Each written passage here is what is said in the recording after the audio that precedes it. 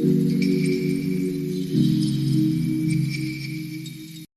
guys, welcome to my vlog, Sara Gaga. So ayan guys, ang mga ang mga kaganapan ni Sara Gaga dito sa farm ay yun nga, nag-open puno si Sara Gaga sa mga prutas para mag-boom ang mga prutas pa. So ito, titipatingin natin sa inyo kung anong ginagawa. Ala, wala lagi tanggal ang kuan. Dapat ditanggal jero mga lokal. So punta muna tayo doon sa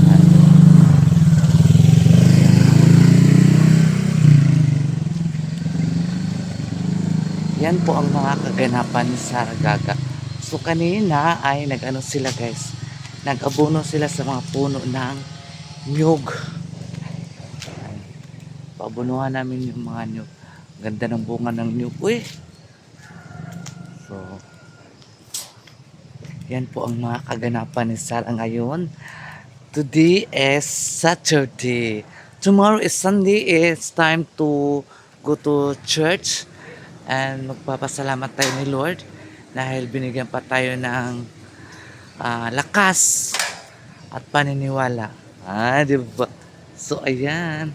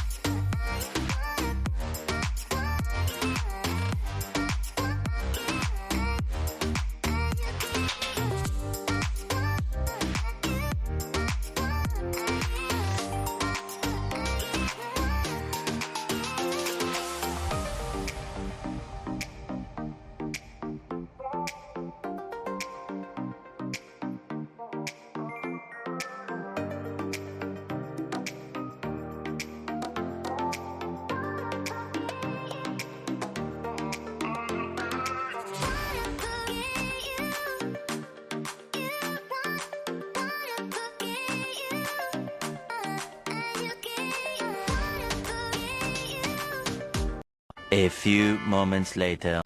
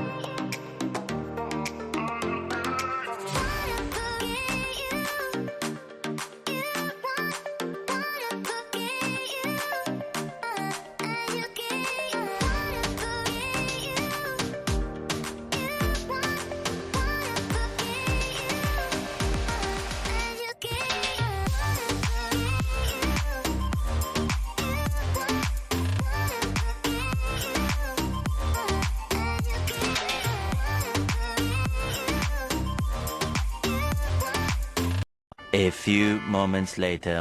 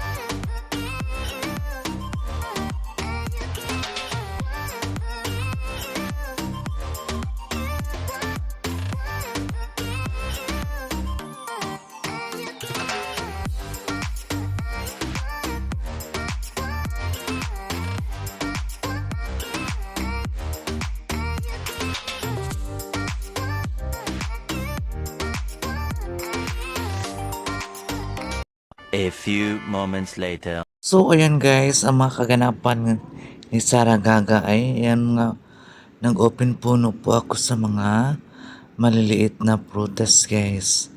Kasi, ang dami ng mga damo. Pinalakihan ko yung ano niya. Gabi puno, ayan oh. Diyos ko guys.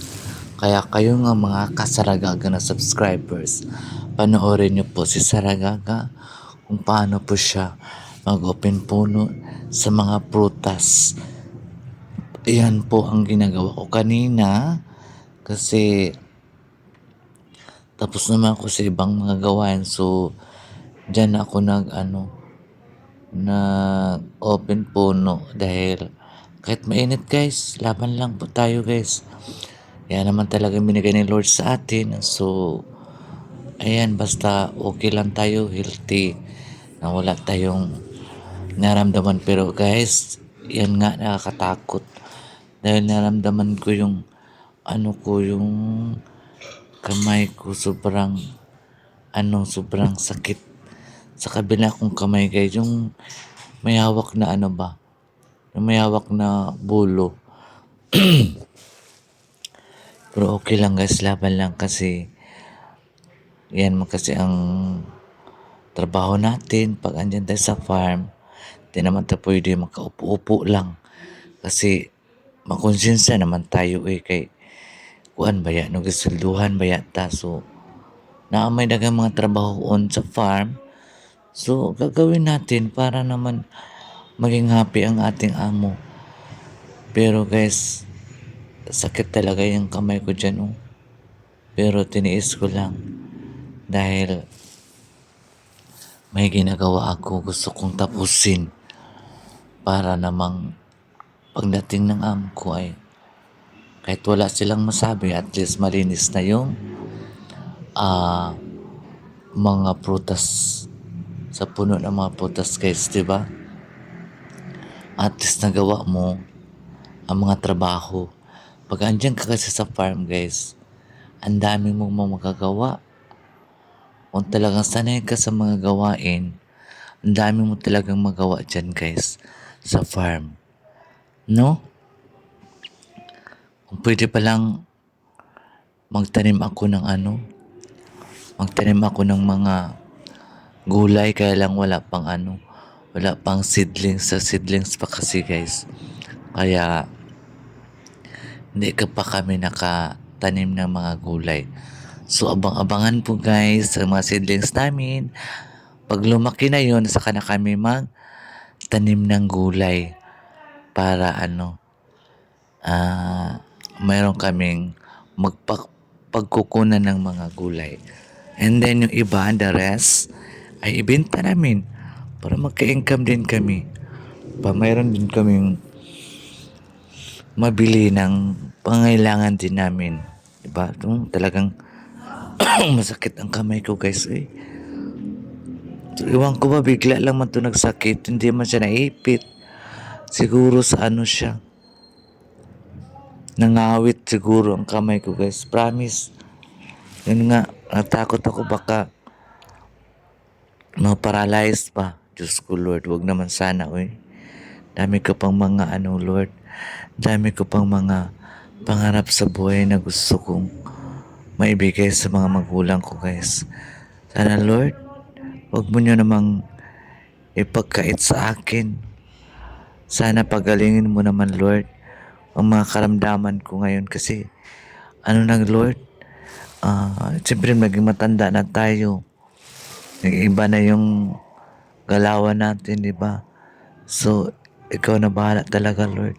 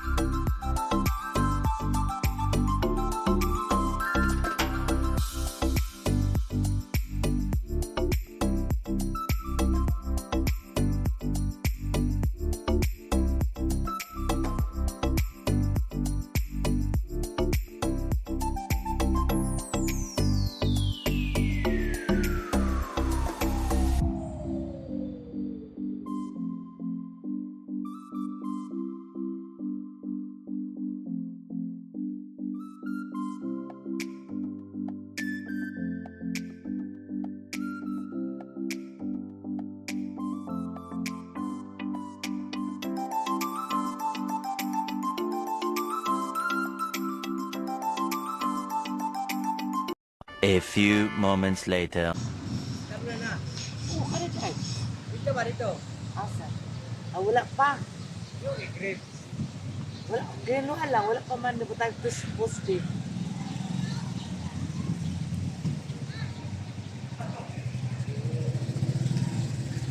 Nanay post-it. Matahan na grapes niya.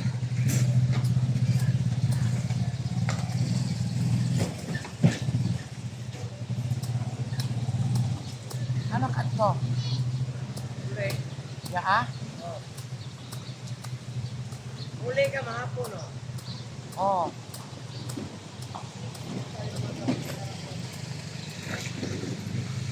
Hindi na ako katulog ya, wala na suga, putol. Gawat akong wire, di ba? Gawat mo no. Kita kasi ng awat. Kaya akong payak. Gawat akong wire, di ba? Eh. Oo, wala naman ang mga wire, di ba? Pag na sa suga, gawat ang wire. Diba naman ang suga? Na. Hindi, kuha na yun. Hmm? Na? Bahala sila, gabaan na kung sila ni madam.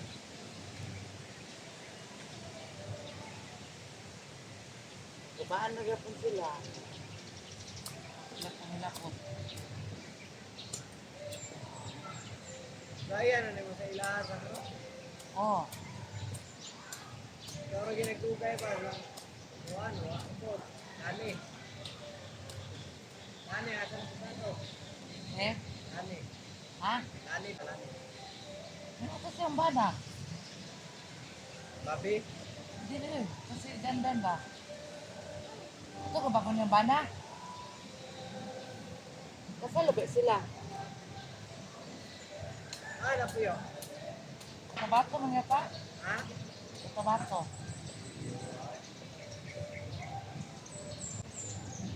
Pero ko itong putihan na. Yan. Arte man to. Nawa sa naong pa. Arte man to sila ni.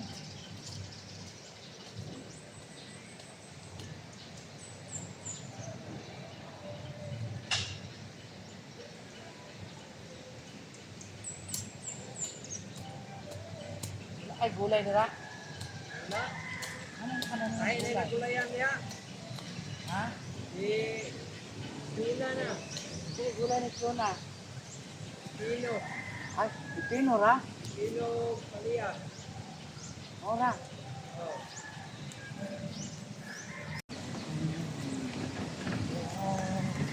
At nabalik ako sa lahat na natin.